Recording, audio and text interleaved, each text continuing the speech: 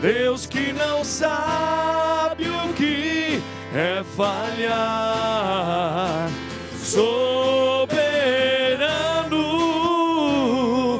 fiel, sei que Ele nunca vai deixar de me amar, soberano, maravilhoso, Deus que não sabe o que é falhar, soberano, fiel, sei que Ele nunca vai deixar de me amar.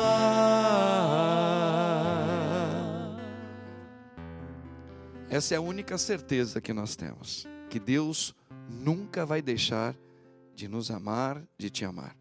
Confia nele. E de tudo o Senhor vai te livrar. Olha que beleza. Olha só, olha quantas pessoas já estão entrando em contato conosco. E nós recebemos um e-mail aqui, né? Da Débora Espada. Débora Espada, lá da paróquia Santíssima Trindade. A minha paróquia, lá em São Paulo, né? Santíssima Trindade. Olha o que ela colocou. Padre Marcos, gostaria de agradecer a Deus e ao Senhor, pois meu filho Mateus, que é meu coroinha, Mateus de Abreu, ele superou a síndrome do pânico e foi através da entrega dele e com as missas que o Senhor celebra, o Mateus foi sendo ungido pelo Espírito Santo e com isso hoje posso dizer que ele melhorou muito. Às vezes ainda tem as fraquezas, mas como ele é um menino que se entrega muito a Deus, ele hoje sofre menos do que antes, mas com a diferença, pois o maior remédio dele foi Deus e o Espírito Santo, se fazendo presente em todo momento na sua vida. Obrigado, tamo junto. Aí que bacana. Valeu, Débora, obrigado pelo seu testemunho, viu, querida? Bacana mesmo, nós que já oramos, nós estamos sempre orando pelo Mateus e realmente a gente percebe que ele tem um brilho diferente hoje nos olhinhos dele, por causa das missas, das orações que nós estamos fazendo lá, né? Glória a Deus, obrigado, viu, Débora? E olha só, olha aqui, ó, o Elisel, né, de Campinzal, Santa Catarina, voltou a ser sócio. Oh, beleza, Elisel.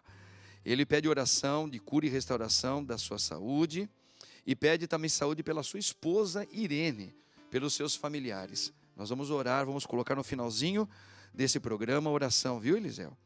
Também, olha lá, Lucimar Rodrigues dos Santos, de São Paulo, capital, minha cidade bonita, eu acho, né? Claro. Ficou sócia também, né? Ô, Lucimar, que beleza. E pede pela recuperação e saúde da sua mãe, né? Dona Lorimar.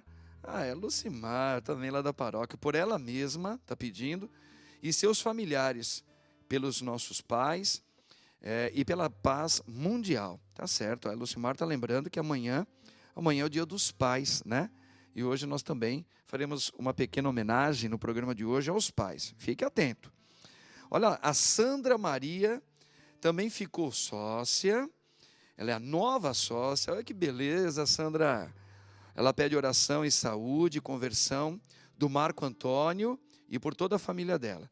E mais um aqui, olha lá. Também já é sócio a Maria Cristina Canes, Araras, São Paulo. Ela pede oração e saúde pela sua família, e especial por Maria, para Deus confortá-la.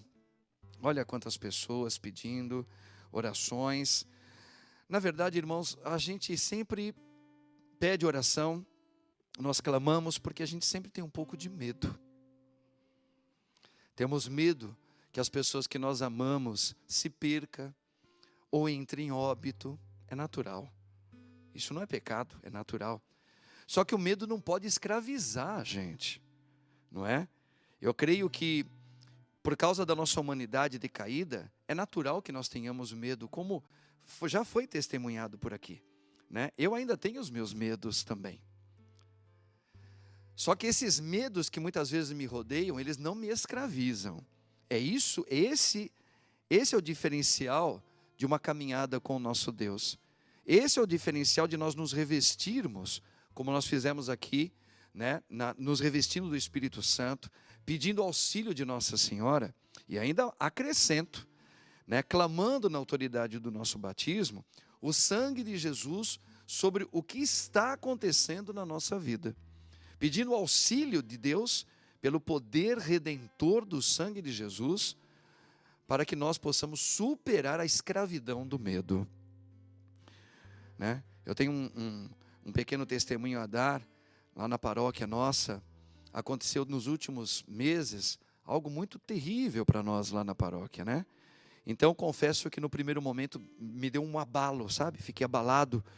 É como se o chão caísse da minha vida como padre, do meu ministério ali. Mas eu confiei. Eu coloquei: Senhor, esta obra é sua. Eu estou aqui em teu nome realizando, Senhor, em teu nome realizando todos os nossos trabalhos aqui. Por isso eu coloquei: Senhor, cuida dessa circunstância de morte que entrou nesta paróquia. E olha, meus irmãos, eu posso dizer para vocês com toda a clareza do mundo, Deus, como disse agora em Isaías 43, Ele caminha conosco no fogo. E quando nós confiamos no poder dEle e na misericórdia, Deus faz a obra. E Deus vem fazendo a obra até hoje, nos livrando de um mal maior. Então eu glorifico esse Deus no qual eu sou apaixonado, né? Deixei casa, deixei pai, deixei namorada, deixei noiva, tudo para buscar a quem? Esse Deus que foi me livrando dos males e dos medos que eu sempre carreguei muito forte na minha vida. Medo de encarar e vencer a vida. Então olha só, nós temos agora um VT que vai demonstrar agora alguns tipos de medos. Vamos assistir, presta atenção para nós continuarmos essa nossa meditação. Tudo começa com o medo, que pula para uma fobia que em grau maior se transforma ou numa ansiedade generalizada ou num transtorno, uma síndrome do pânico, um transtorno bipolar, alguma coisa por aí. Tem aquele medo que já é patológico, ou seja, se transformou numa doença, num transtorno, e o medo que está um pouquinho acima do normal. Isso vai variar de acordo com as situações que a gente vive, mas há formas de se tratar isso. A pessoa ela vai conseguindo aos pouquinhos, não é do dia para a noite, não é milagre, tá? Então a gente tem que ter o nosso esforço para conseguir superar essas dificuldades. Viu só que interessante esse VT? Meu irmão, minha irmã, olha só. Existem muitos medos que podem transformar em doenças no nosso corpo, como foi dito por essa mulher agora. E aí eu recomendo como igreja católica, né? Que a igreja, o catecismo, ele também nos recomenda tais circunstâncias. Em alguns casos, nós precisamos do auxílio de um profissional, de um médico, de uma pessoa que tenha competência de fazer o quê? Um segmento junto, dependendo do grau que aquele medo atingiu, com fobias, com síndrome do pânico. Então, tem que ter um profissional acompanhando esta pessoa. E outro ponto importante que esta nossa irmã nos colocou foi que é devagar que nós vamos superando. Não é de um dia para o outro. Eu conheço tantas pessoas que têm traumas, têm fobia, né? E que eu já percebo que vem melhorando, porque está orando, porque está fazendo um tratamento médico, um acompanhamento com um profissional, sabe? Nós não podemos jamais dispensar, né, a parte clínica, profissional, que trata, que Deus deixou, em Eclesiástico fala, que Deus deixou os médicos também para cuidar do nosso corpo, da nossa mente. Então, eu não recomendo, em hipótese alguma, pessoas que vão em grupo de oração, pessoas que participam de missas carismáticas, de louvor, de cura e libertação, dispensar os médicos de jeito nenhum. Não, que você faça esse tratamento clínico e juntamente com a oração, juntamente com o espiritual, juntamente com o lugar onde você se identifica espiritualmente. É muito importante. Em hipótese alguma, você deve ficar só na espiritualidade e dispensar o lado profissional, clínico, médico. Porque, como foi dito aqui, muito bem colocado nesse VT, existem casos e graus avançados de traumas ocasionados pelo medo, não é? Por exemplo, tem pessoas que foram abusadas sexualmente, foram estupradas. Imagina os traumas e as questões de medo que essa pessoa acabou buscando dentro dela. Precisa de um profissional para ajudá-la, juntamente com a igreja. Então esse é um ponto que nós não podemos rejeitar jamais. Irmãos católicos, irmãos cristãos, sempre, né, nesse tratamento para superar os medos, nós temos que ter esses dois caminhos sempre. Sempre. Deus, a parte espiritual, e a parte clínica médica, dependendo do caso. Alguns casos, chamados mais maneiros, somente com a parte espiritual, a gente supera, né? Por exemplo, a questão da insegurança, muitas vezes, as minhas inseguranças que eu tinha quando eu era rapazinho, elas foram superadas, os meus medos, por causa da minha caminhada na igreja. Justamente por causa de toda a minha busca com o Senhor, nas minhas orações, na minha entrega, na minha adoração que eu fazia com Deus, na minha intimidade com o Senhor, eu fui superando esses meus traumas de jovem. Então, a oração, em muitos casos, nos ajuda muito e superamos. Mas parece que nós temos algumas ligações. Vamos ver se tem alguém querendo dar um testemunho ou falando a respeito do medo. Alô? Alô? Bom Alô? dia. Bom dia. Com quem o padre fala? Maria da Penha Amorim, Castro. Maria, da onde você é, Maria da Penha? De Moço do Sul, sul do Espírito Santo. Olha, do Espírito Santo. Uhum. Maria da Penha, mas me diga aí sobre esse tema, sobre o medo, que é tão alargado, né? Olha, padre, eu acho que eu fui criada assim, desde criança com medo. Tinha medo de meu pai, medo de professor, medo depois. Depois casei, tinha medo do marido, porque ele usava álcool, tal. Aí eu pensava tudo na minha cabeça, mas não conseguia, assim, desabafar. Até depois. Mas aconteceu muitas coisas na minha vida, que sonhos que eu não pude realizar por causa dele, que eu queria ser cantar salmo na igreja, eu queria ser ministro de Eucaristia, não pude, deixei para trás. Aí, aos 55 anos, eu falei, agora eu me libertei. Aí fui trabalhar na igreja, ser coordenadora e tudo. Mas assim mesmo, tinha muito espírita que atrapalhava, né? Mas aí eu fui vencendo. Só que, ano passado, aconteceu coisas assim. Em 2011, um filho meu teve um acidente, onde ele perdeu a parte de dentro da perna esquerda, totalmente a carne, nervos, tudo. Usou 4 aparelhos e vai ter 11 cirurgias, hoje vai ter que fazer mais uma para poder recuperar o calcanhar. Mas o que eu sinto é o seguinte, que no dia que ele estava no CTI, no sábado, eu não podia ficar lá. Aí eu não podia ir à missa, ir a nada de manhã no domingo, porque eu estava assim, abalada. Aí eu cheguei em casa e liguei a televisão. Aí foi no século XXI, que eu nunca nem tinha ligado. E naquele dia ali, parece que o meu medo transformou, acabou mesmo. Tudo que eu queria fazer assim, na igreja, só não fui ministra nem coisa, porque não foi possível. Porque eu já estava mais com 60 e poucos anos, não quis ser. Mas aí trabalhei para a igreja, a comunidade, fiz o máximo, tudo que eu pude conseguir, tudo. Mas no ano passado houve uma revolta com ele bebeu, então ele me chamou de demônio, sabe? Porque ele quebrou uma opção de coisa dentro de casa. Aí desde esse dia, aí eu fiquei assim, medo eu não tenho mais. Respondi, briguei tudo.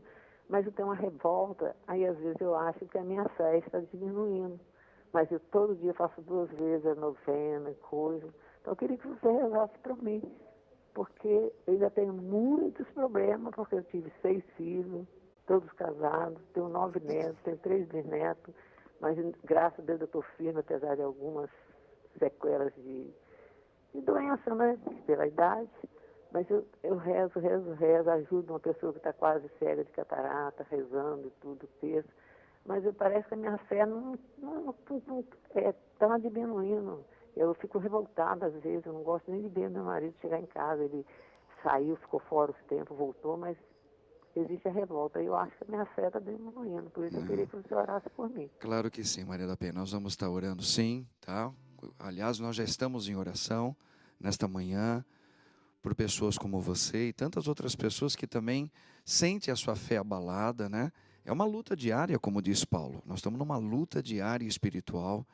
Não é fácil, tem dias que nós não estamos muito bem, né? Mas quando nós nos unimos assim, olha, uma das coisas que sempre me motivou a me levantar com a graça de Deus é quando eu tinha e via pessoas orando, dando testemunhos, né? Como num programa desse aqui, que nos encoraja de novo a falar, não, peraí, eu não vou desanimar não, vou continuar orando, né? E olha só que bacana a gente poder também entender, pedir muito assim, eu sei que a gente vai aprendendo, né, Maria da Penha, e você também, meu irmão, minha irmã que está nos ouvindo agora e nos vendo, é sempre importante pedir no momento que nós estamos orando, por exemplo assim, ó Deus Espírito Santo, vá na área, vai na raiz, aonde é a origem, que está levando todo esse medo, onde está ocasionando esse medo.